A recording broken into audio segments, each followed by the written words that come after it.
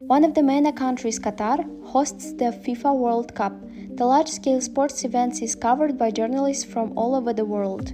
How does the Qatari government treat journalists and are their rights being violated? FIFA promised on 15th of October to guarantee the best possible working conditions for the media participating in the tournament. This promise has not been fully kept and must not be betrayed during the event. Reporters Without Borders stated that more and more sports journalists have said they are worried about being arrested, subjected to violence, or even arbitrarily detained. Let's look at the one situation. A Danish TV crew's live broadcast in Qatar was interrupted by security staff who threatened to break their camera. When TV2 reporter Rasmus Tunnel was reporting live from a street in Doha ahead of the FIFA World Cup, he was stopped by officials over claims of not having a permit. Mister, you invited the whole world to you invited the whole world to come here. Why can't we film? It's a public place. Then the journalist showed his accreditation.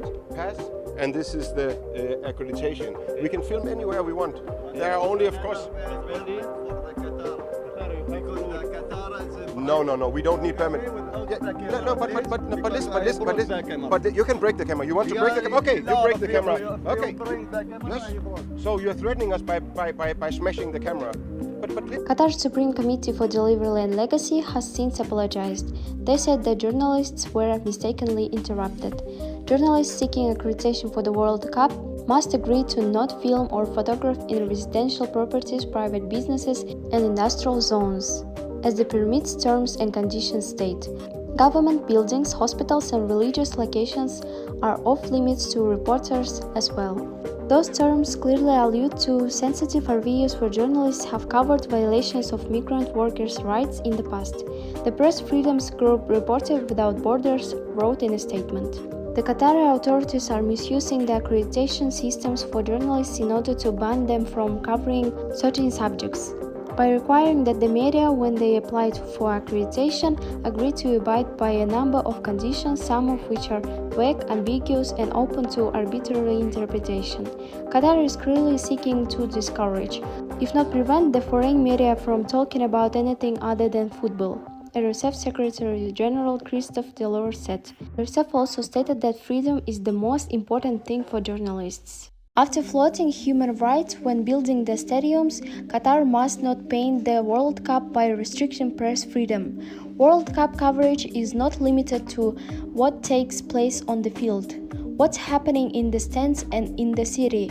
The atmosphere and the context are also covered. All this implies a freedom that many journalists fear they will be denied in Qatar.